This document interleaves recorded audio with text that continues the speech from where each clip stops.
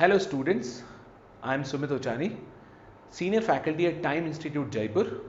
Today we are going to discuss a sample set given by CLED Consortium on 31st of May, right? Basically it's a DI caselet और DI caselets को करने के लिए what are the main and important things we need to follow और जो हमें ध्यान में रखनी चाहिए, let's discuss them first, right?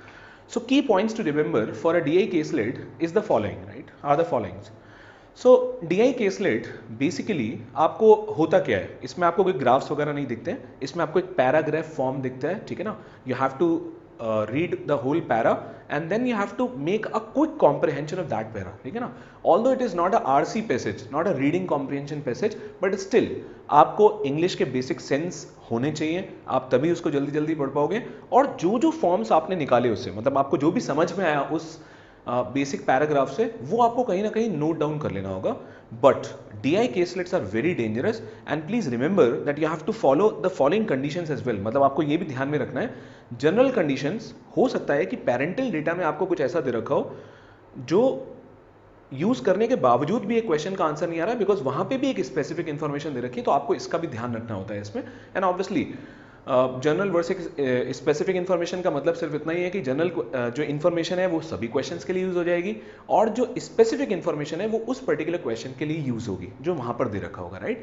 And then order of attempt, again आप एक क्विक स्कैनिंग करेंगे, ऑर्डर ऑफ अटेम्प्ट सेट करेंगे, ठीक है ना. वो उसके बेसिस पे then you can obviously solve the questions. And then the most important thing, एक बार अगर आपने डिसाइड कर लिया क्विक स्कैनिंग के बाद कि आप सेट करेंगे, अटेम्प्ट करेंगे, तो वो कहीं ना कहीं आपको सॉल्व करना पड़ेगा, क्योंकि फिर वो टाइम खराब हो जाएगा उसमें बहुत सारा, ठीक है ना.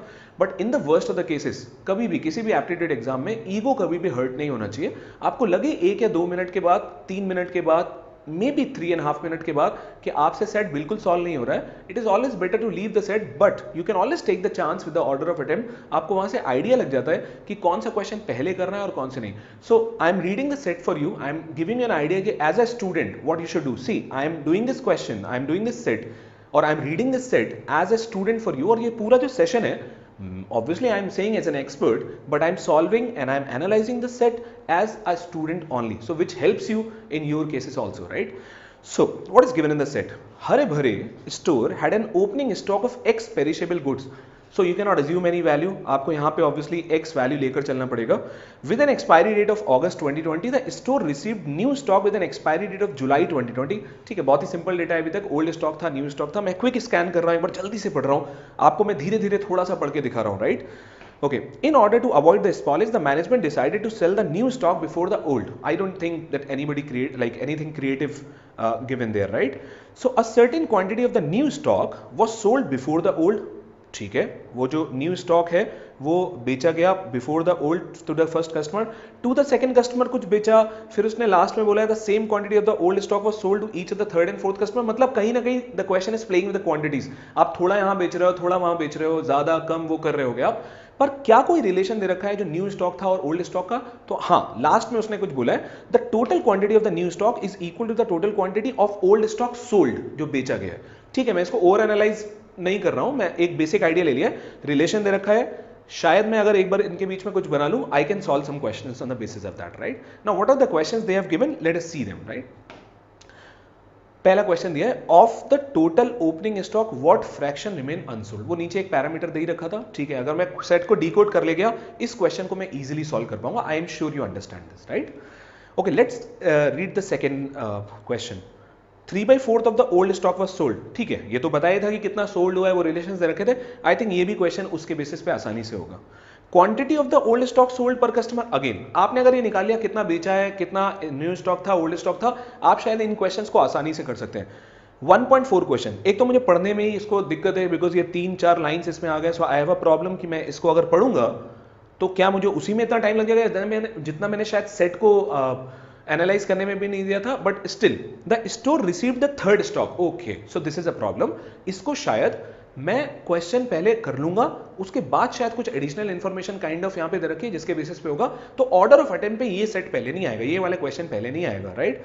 Then question number 5 says 1.5 says if x is equals to 120 what is the quantity sold to the fourth customer in 1.4.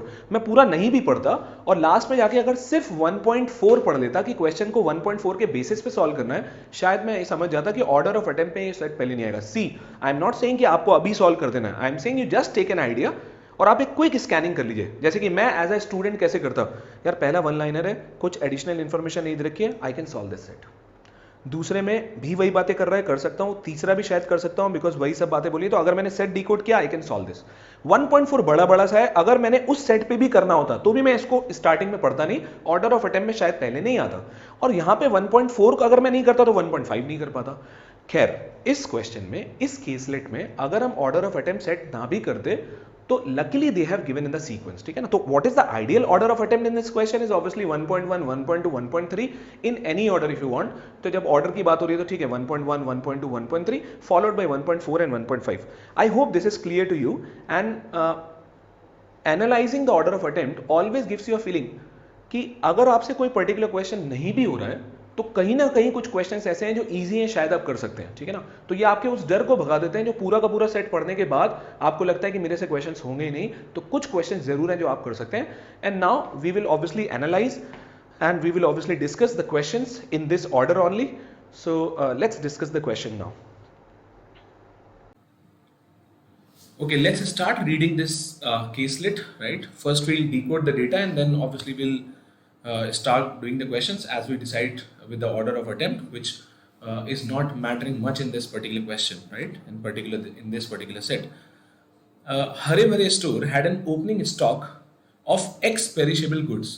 So there is some opening stock has been given in the question, that is X perishable goods. Okay, so I can say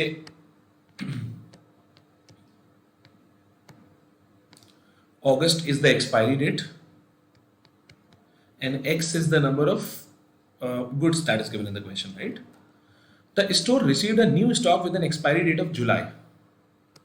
See, because I can easily see in this question that 2020 is the year given for each and every term. So I'm not using the year here because the question is not playing with this kind of data. It seems to be like this only, right? So let Y is the new stock. So जुलाई वाला जो है वो new stock है and August वाला जो है वो old stock है इन this question, right?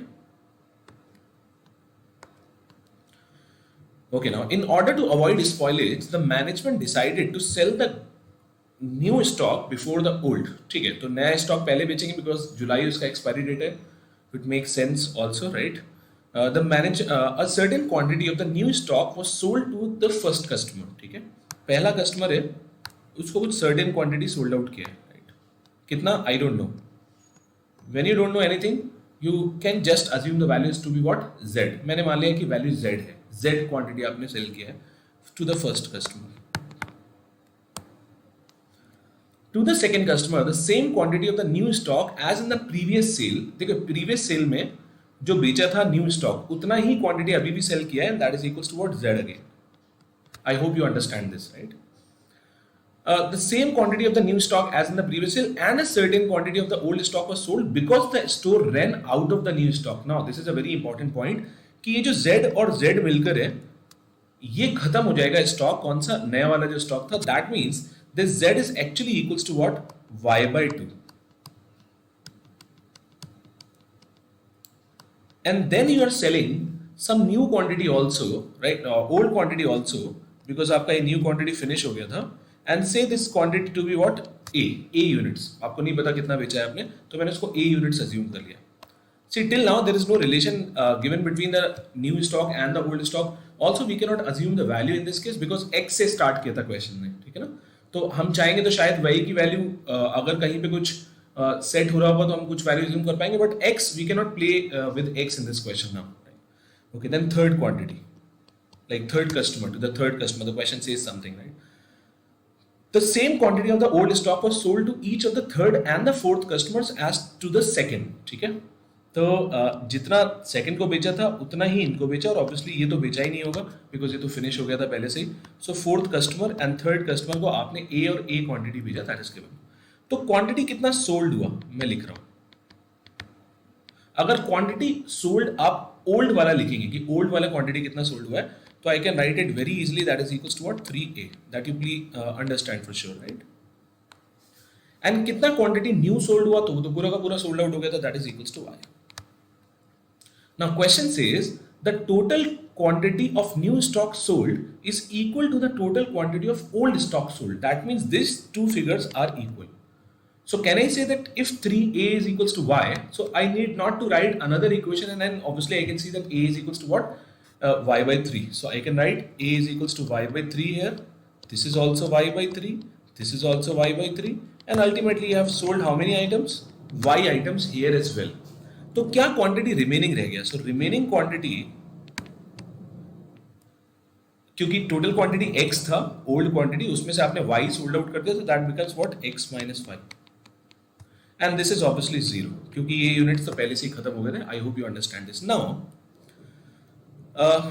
Because y को आप अगर देखें, if you want to assume a value और आपको लगता है कहीं पे आपको वैल्यू ही अज्यूम करनी है, तो may be you can just assume the value of y is equals to what? Something which is divisible by 2 and 3, because y कहीं पे 2 से भी डिवाइड हो रहा है और 3 से भी डिवाइड हो रहा है, तो 2 और 3 का एलसीएम कितना होता है? 6. So if you want to take it as 6 units, maybe you want, and then you can obviously take it, right? अगर यहाँ पे आप 6 यूनिट लेते हैं तो यहाँ पे 3 आ जाएगा, यहाँ पे 3 आ जाएगा, this is 2, this is 2, this is 2, and this is obviously 6 units बचे थे, और आपने जो बच गया था वो हो जाएगा x minus 6. Now you please remember कि x minus 6 यूनिट्स बच गया है. ओवरऑल न्यू स्टॉक हमने 6 यूनिट्स ले लिया है, old stock x units given था क्वेश्चन में, तो by this way we can obviously proceed with the questions. Now we can read the questions and we can answer them. Of the total opening stock what fraction remain unsold? अब देखिए total opening stock कितना था, तो that was given in the question that total opening stock was the old stock, right? So that was x units. तो question ये कह रहा है कि x यूनिट्स में से कितना फ्रैक्शन अनसोल्ड था. अनसोल्ड हमने लास्ट में देखा था कि nx minus 6 यूनिट्स था. आई hope you understand this. Now if you will solve this you can get the values what 1 minus 6 by x. I hope you understand, because हमने इसको cancel out किया है, x को x से cancel किया, 6 by x. यही छोटे छोटे स्टेप्स होते हैं जहां पे आप थोड़ा बहुत टाइम बचा सकते हैं, ठीक है ना? तो आप ये कोई जबरदस्ती नहीं है, कोई जरूरी नहीं है कि आप इसको पहले x by x minus 6 by x लिखें and then you write it like this. So there is no need for these kind of steps, ठीक है ना? There you can obviously save some seconds. Now if you see the options are in terms of new stock and old stock. Obviously new stock in this question we have assumed is what? 6. Old stock we have assumed is what? Or that is given in the question is what? X. So ideally the answer for us in this question is what? 1 minus new by old. So seems to be a very easy question to me. Answer for this question is what? C calculator. Hope you understand. Now let's discuss question number 1.2.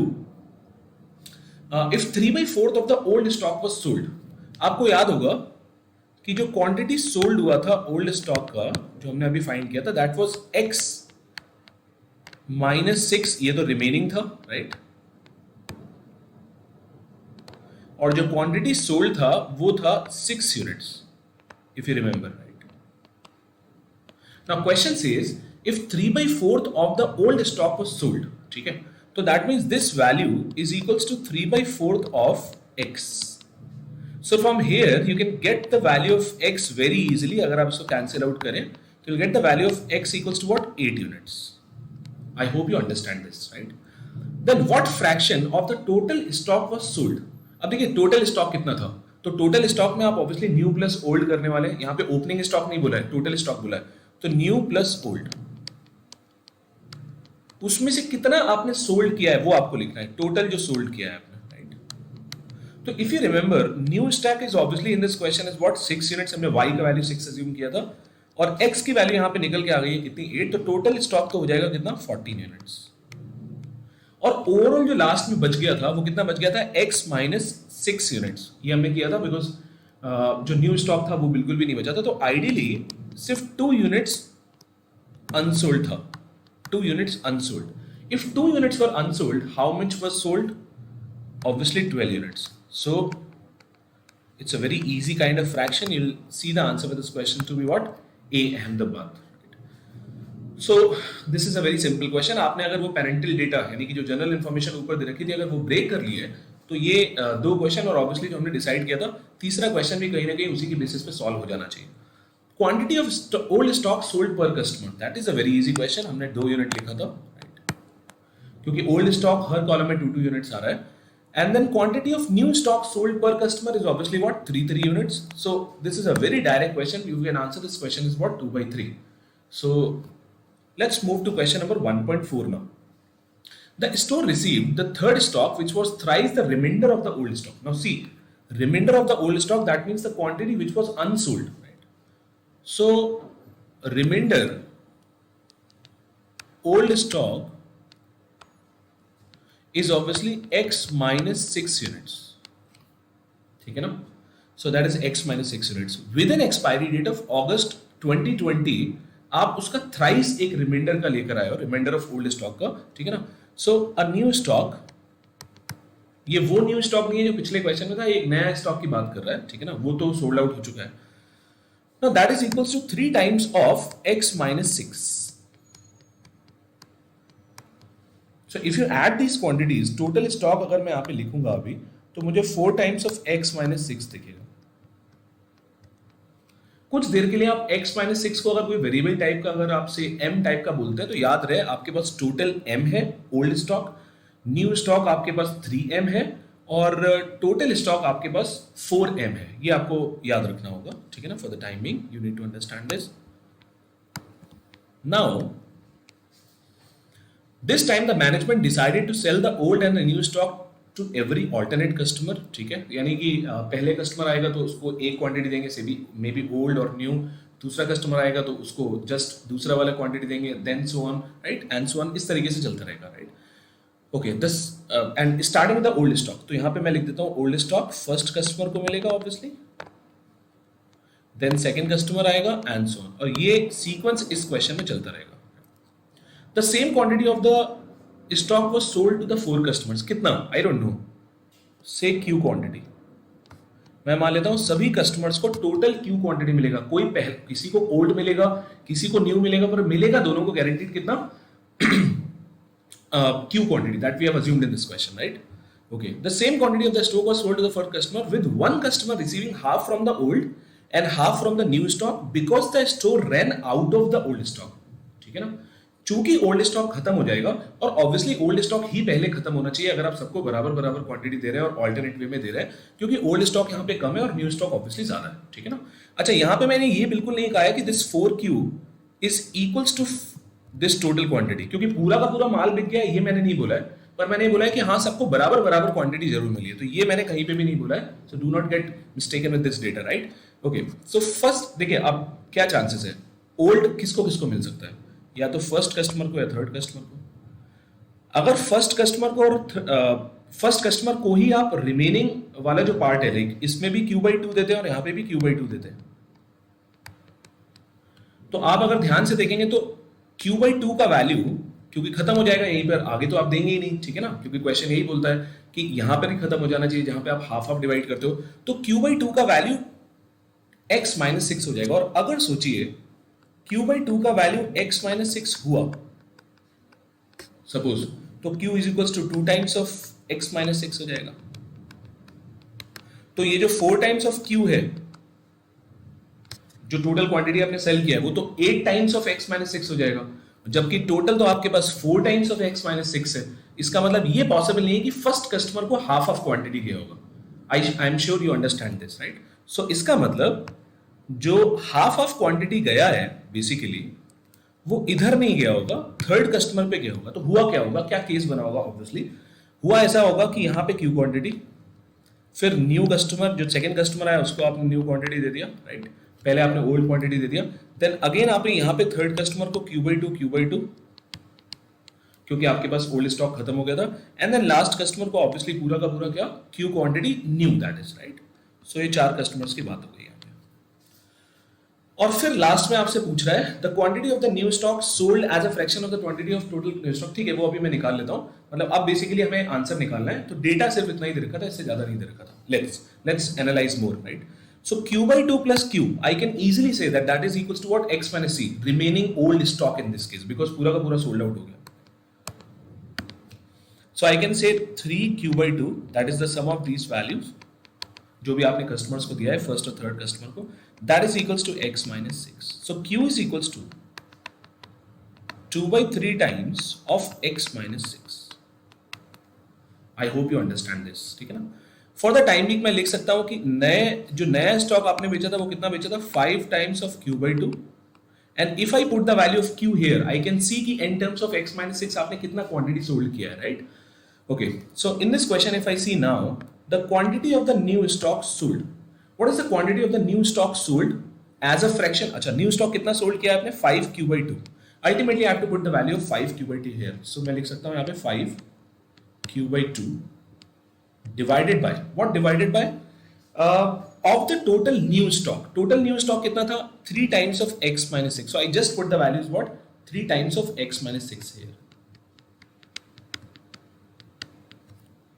So 5 times like 5/2 times of q. यहाँ पे अगर मैं value निकालता तो 5/2 into 2/3 into x minus 6 हो जाता. ये 2 से 2 कैंसिल करते तो ultimately 5/3 times of x minus 6 आता. तो I can just put the value 5/3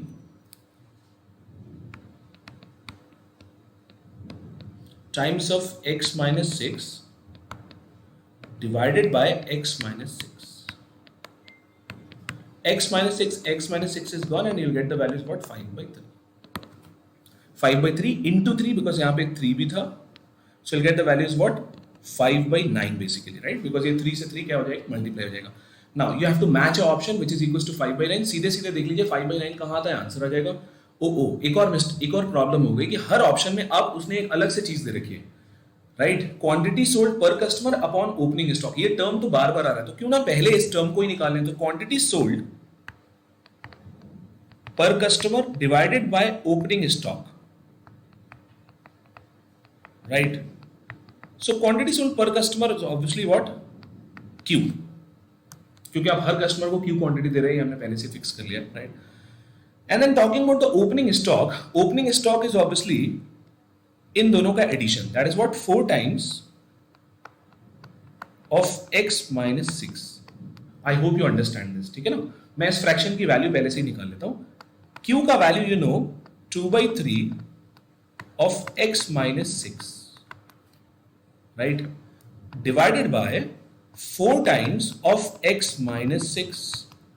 This gets cancel out, 2 से cancel हो जाएगा, तो eventually आ जाएगा 1/6.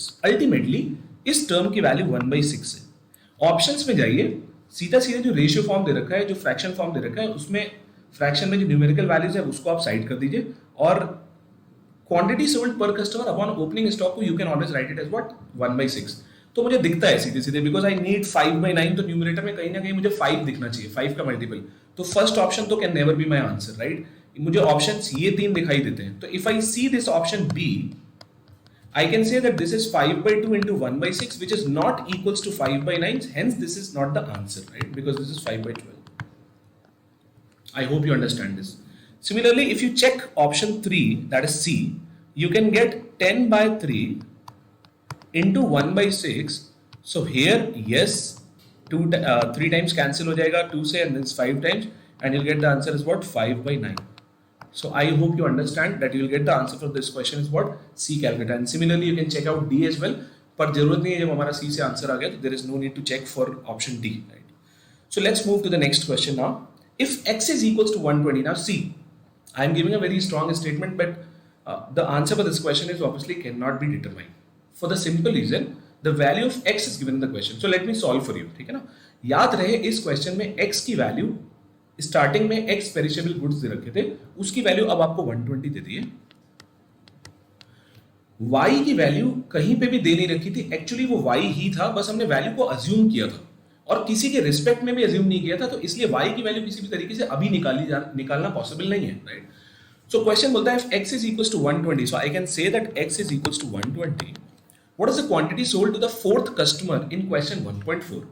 अब देखिए फोर्थ कस्टमर को क्वांटिटी तो हमने हर कस्टमर को क्यू दिया था, ये तो फिक्स है, और आपको क्यू का वैल्यू निकालना है, that means 2/3 of x minus 6 का वैल्यू निकालना है, because that was Q for us, right?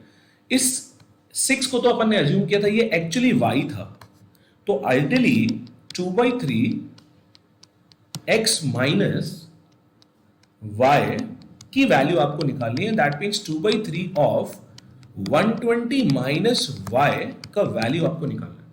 Now I have a huge problem. How can I find out the value? इस क्वेश्चन में वैल्यू निकालना पॉसिबल नहीं है. और ये तो हमने बेसिक्स में सीखा है that something is called as specific information. एक क्वेश्चन का डेटा दूसरे में यूज नहीं कर सकता है. ठीक है ना?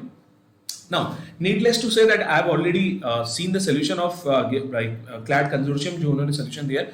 उन्होंने 1.4 में एक amazing सी चीज assume कर ली है where they are saying that you can use the data of question number 1.2. I have a problem with this, right? उस question का data use नहीं हो सकता. Now, just to match the option, I am using the data here, but for me, answer for this question is obviously cannot be determined. So, if I use the data from 1.2, obviously, तो वहां पे दे रखा था 3/4 quantity sold out हो गया था. ठीक है ना? जहां से हमने x की वैल्यू एक क्वेश्चन में 8 भी निकाली थी, आपको याद होगा, राइट? तो मैं यहां पे लिखता हूं 3/4 क्वांटिटी सोल्ड आउट हो गया. That means 3/4 of x is equals to what? y. ये दे रखा था वहां पे. ठीक है ना? So y is equals to 3/4 of x का value you already know given in this question. पहले तो हम अज्यूम करके चल रहे थे y की वैल्यू, अब हमें वो जरूरत नहीं है. So I can just put the value as what? 120, and here you'll get the figure as what? 90. And if you put the value of y here as 90, आप जबरदस्ती आंसर निकालना चाहे तो यस आप निकाल सकते हैं. Answer is what? 20, राइट? क्योंकि अंदर 30 आ जाएगा, 30 को मैंने 3 से कैंसिल आउट करके you'll get the value is what? 20. And what they have done, उन्होंने तो 1.4 में डेटा यूज किया है, पर मैंने प्रूफ करके दिखाया है आपको कि 1.4 विदाउट अज्यूमिंग एनी डेटा कि उसकी कितनी वैल्यू थी, हम बहुत ही आसानी से विद वेरिएबल सॉल्विंग आराम से कर सकते हैं, right? So this is about caselets. Hope you understand the concept. Okay and bye bye.